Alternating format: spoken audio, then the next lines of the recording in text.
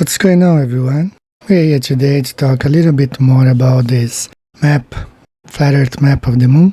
You can see here he said in his last episode, number 7, that's where he placed Polaris at the very edge of the flat earth, whatever map it is printed on.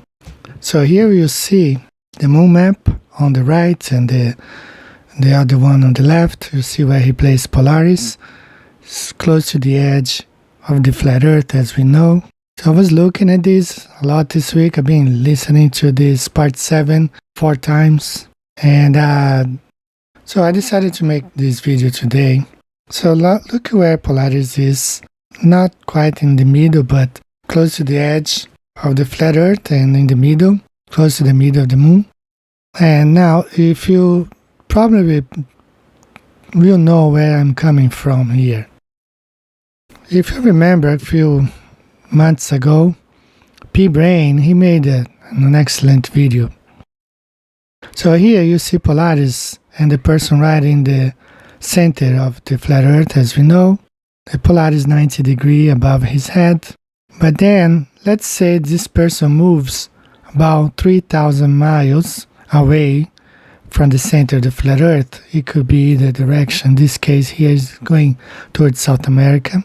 3,000 miles will place Polaris at a 45 degrees angle,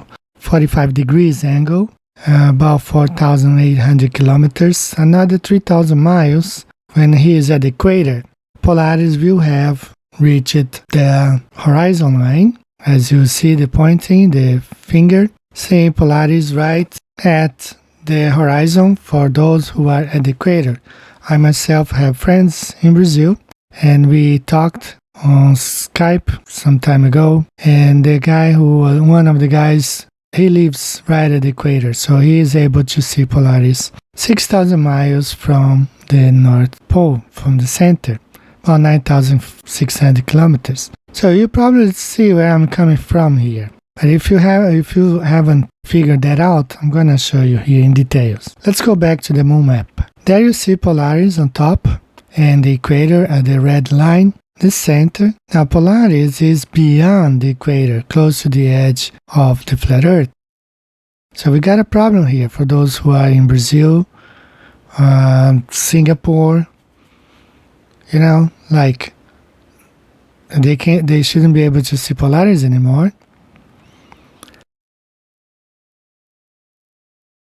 Look at this star trail from North Africa on the model that we have today. This one's from Beijing, from China, the model we have today. That one from Hawaii, based on the map we have today. This is in Japan. That's Polaris right there. I can see Polaris here, about 45 degrees, maybe higher than that. And that's from New Mexico. So you now know where I'm coming from. You see the problem with this moon map, his whole theory. That place is, for example, the equator, one side of the equator, over 12,000 miles from Polaris. It's an absurd image, more than that probably. Because if someone is in South America, Polaris would be way more distant. And remember, 6,000 miles, Polaris disappears in the horizon.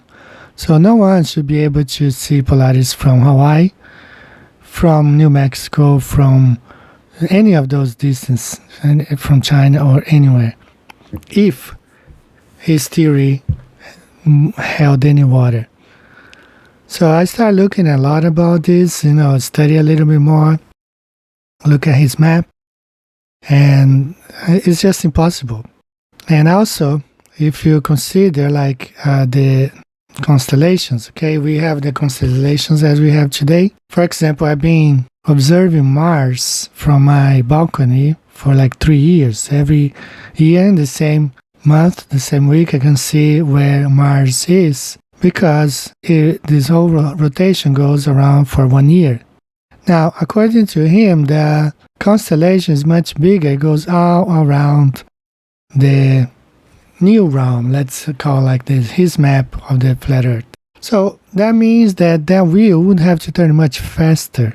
And that messes up the whole thing. If someone is on the one side of this moon map there to the other, they probably would notice that the wheel turns much faster than it would turn if the regular one like this. So, so I started paying more attention, heard that video a couple more times, and I don't know, I don't think this guy is, I don't know, I'm not ready to give up my Gleason's map for any other projection. Especially, if you remember, I'm going to play here the part where he says where he got this information from. An unforeseen circumstance arose that set me back on course. I stumbled through thick overgrowth and out into a moonlit clearing with a small lake. At this clearing, I met a mysterious figure named Sturgios. I told him I was lost, and he told me to come and look into the lake. He told me to watch the water. What did I see? He asked. Myself, I replied. My reflection rippling and glistening in the moonlight. Mirror, mirror. Look beyond yourself, he said. What do you see? And there it was, just as it had always been. Mirror, mirror, way up high. Mirror, mirror in the sky.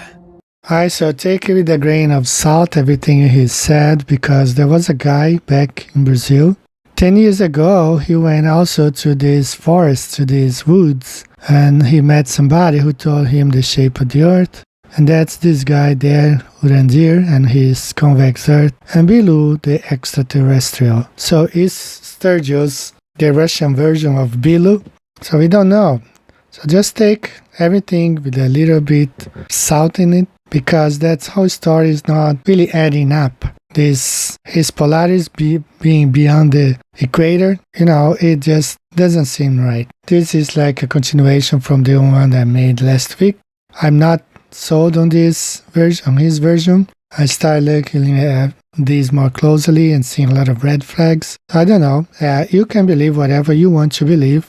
I am not sold on this one. I'm sticking with my Gleason's map, and that's all I have for today. So guys, take care. Be careful with Bilu. He's out there telling stories. See you later, guys. See you next time. Bye-bye.